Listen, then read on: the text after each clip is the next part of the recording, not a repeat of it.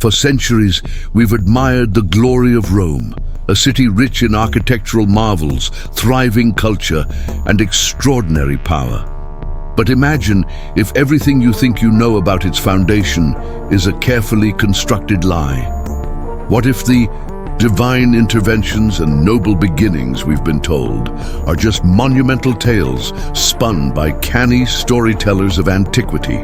Welcome to the inaugural episode of our series on the Roman Empire, where we delve deep into its origins and unearth the shocking truths hidden behind the seductive myths that have shaped our understanding of history. Join us as we peel back the layers of fantasy and reveal a Rome that was built on human struggles and resilience rather than divine favor. The legendary foundation, fact or fiction? Let's start with a myth that is so deeply ingrained in the Western consciousness that we accept it as truth: the legendary story of Romulus and Remus. According to the myth, these twin brothers were abandoned as infants, saved by a she-wolf, and destined to found the magnificent city we now know as Rome.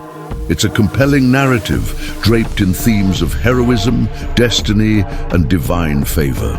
But here's the crux. Archaeological evidence to support this grand tale is sorely lacking. Numerous excavations have turned up no traces of noble founding events or grand celebrations. Instead, the reality of Rome's foundation is much more mundane. Early Rome consisted of nothing more than simple huts perched precariously on the hills, inhabited by people struggling to carve out a modest existence amid a harsh environment. The myth itself may have been a brilliant piece of rhetoric, cynically designed to lend the city an air of divine legitimacy and manifest destiny. The story of the wolf and the twins served multiple purposes. It anchored the people in a narrative of strength and survival, a framework for understanding their struggles against surrounding tribes, and a means to unite the populace under a common story. Isn't it fascinating how myths can fill gaps in history, serving as both a national identity and an emotional foundation? Let's take a quick detour into the realm of mythological manipulation. Rome was a city that thrived on the stories it told. The myth of Romulus and Remus can be seen as a double-edged sword. It provided justification for expansion by framing the city as a divine institution with a right to conquer and rule over its neighbors. This mythic foundation was not a random occurrence. Rather, it was purposely crafted by Rome's early leaders, who understood the power of a well-spun narrative. They transformed a simple settlement into a city with a rich tapestry of stories that intertwined with its burgeoning identity. Rome's leaders recognized early on that to govern effectively, they needed the support of the people, not through coercion, but through belief. Who were the real founders of Rome? Now that we've debunked the myth of divine intervention, let's get to the heart of who really founded Rome. The true story of its founders is buried beneath layers of myth-making and propaganda. The earliest settlers were not demigods or kings. They were farmers, shepherds, and craftsmen, ordinary people trying to survive in a rocky landscape prone to droughts and invasions. Contrary to popular belief, Rome was not the only settlement in the region at that time. It was one of several similar communities that dotted the Italian peninsula. What truly set Rome apart from its contemporaries was a combination of strategic location and a series of fortunate circumstances. Built on the banks of the Tiber River, Rome had access to vital resources and trade routes that would sustain its growth.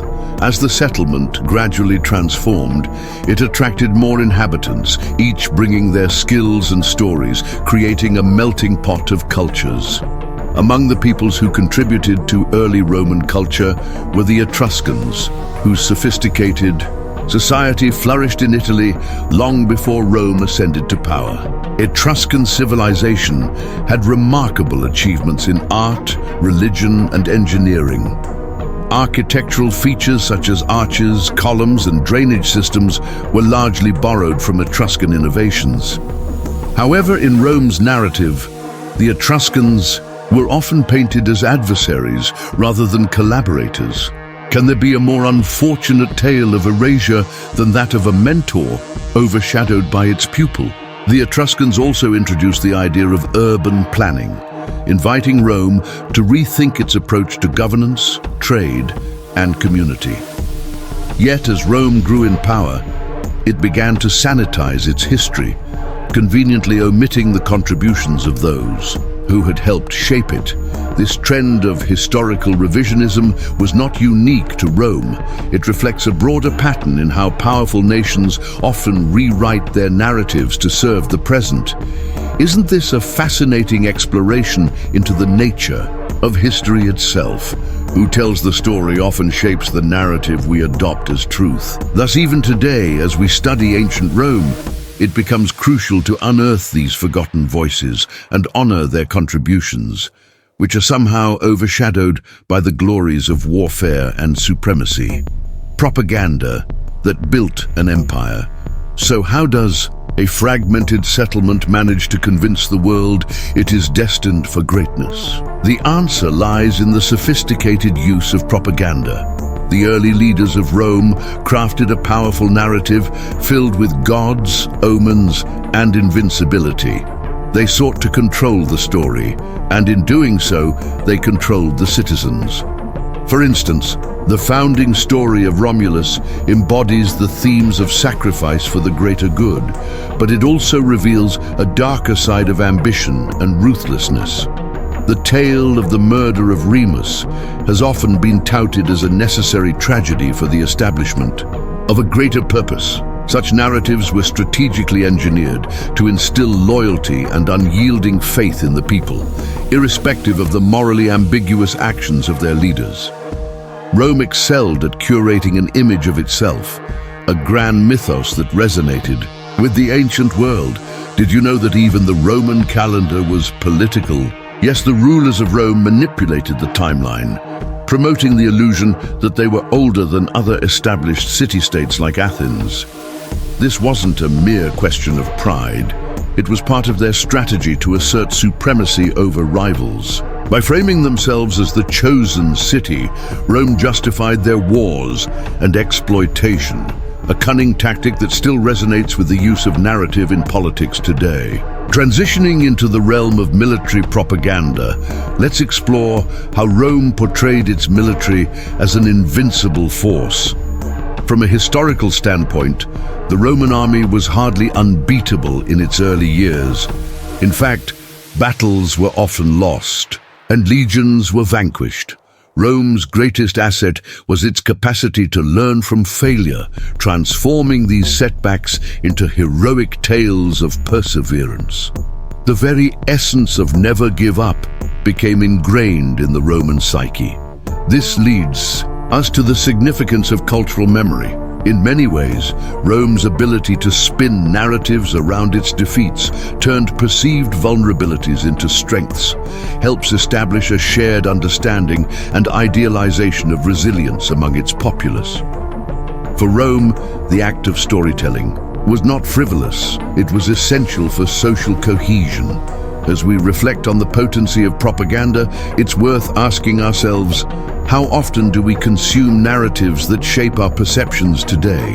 The parallels echo across history as societies craft their identities through the stories they tell, often drawing on both triumphs and tragedies. The ugly truth behind Rome's expansion. Now let's address what many envision as a tale of glorious victories and heroic battles, the story of Rome's expansion. When we probe deeper, we find that this narrative is far less noble. Rome's early military campaigns relied heavily on fierce opportunism and ruthless tactics. The expansion wasn't about noble intentions, it often involved betrayal and violent suppression of rival tribes. Take, for example, the infamous rape of the Sabine women. This wasn't a romance gone awry. It was a calculated strategy to secure female partners for the male-dominated population of early Rome.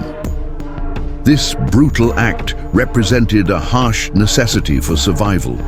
The city needed to grow, and the leaders would stop at nothing to achieve this. While we often celebrate Rome's military as an unstoppable force, it's crucial to remember that their victories often hinged on betrayal rather than sheer valor. Historical accounts reveal that early military encounters were littered with losses. Rome frequently found itself at the mercy of more experienced neighbors. Yet instead of succumbing to despair, Romans transformed those disasters into stories of resilience and bravery, ensuring that future generations viewed these trials as stepping stones to greatness. Furthermore, the myths surrounding the Roman legions, their discipline, their invincibility, belied the complex reality of military life in ancient Rome. Soldiers were not protected by divine favor. They suffered through brutal training, harsh conditions, and the ever-present specter of death in battle. They became symbols of Roman identity, but at what cost? As we ponder upon these truths, we begin to appreciate the multifaceted nature of Roman history, the stark contrasts that exist between reality and the grandeur of myth. It raises an essential question. What kinds of narratives are we allowing ourselves to believe about our own history and identity? Rome's forgotten founders. In our examination of Rome's rise, we've laid bare the myths, the propaganda, and the ruthless tactics. Yet amid all this, one vital chapter remains overlooked: the stories of the ordinary people, the farmers who cultivated the lands, the artisans who painstakingly crafted everyday tools, the women who upheld the lineage and heritage of their families, and countless others whose lives interwove with the fabric of early Roman society. They are the unsung heroes, the backbone of the empire. Consider for a moment the Cloaca Maxima, Rome's ancient sewer system, one of the oldest in the world. While it may not hold the same romantic allure as grand temples or legendary battles, this engineering marvel played a pivotal role in shaping urban life. Built by ordinary citizens, it symbolizes the importance of infrastructure in a civilization's success. This is a stark reminder that the foundations of great empires are often laid not by their supposed heroes, but by the collective effort of the many who toil quietly in the background. Additionally, let's turn our focus to the women of early Rome, often forgotten in history. They played vital roles in running households, managing farms, and trading goods, while enduring social norms that limited their freedoms. The stories of these women are often eclipsed in the grand tales of battles and emperors, yet they too had a hand in shaping the empire's daily life. In our quest to uncover the truth behind Rome's rise, we must recognize these figures. Their struggles and achievements deserve more than relegation to footnotes in history. They are the true fabric of society. This perspective invites us to redefine what we consider history and empowers us to acknowledge diverse narratives that contribute to our understanding of civilization. Conclusion: why the truth matters. So why should any of this matter? Why should we concern ourselves with whether Rome was founded by divine intervention or a group of struggling farmers? The reason lies in the essence of history itself. It is not merely about what happened, but about who gets to narrate it and how those narratives shape our present and future. By unearthing the truth behind Rome's origins, we gain insight into how empires are built. They do not rise on the wings of fate or noble ideals. They are constructed through resilience, determination, and oftentimes clever manipulation of the narrative. The true tale of Rome is infinitely more compelling than its myths. It's a rich tapestry, woven from stories of ordinary people doing extraordinary things, failures metamorphosing into opportunities, and a city that evolved against all odds. In our next episode, we will delve even deeper into the military myths surrounding Rome, exploring the secrets behind its supposed invincibility. Make sure to subscribe to Uninformed Stories Truth, because history is intriguing, complex, and far too important to be reduced to mere fairy tales. Together, let's uncover these layers of truth and allow history to enlighten our understanding of the present and the future.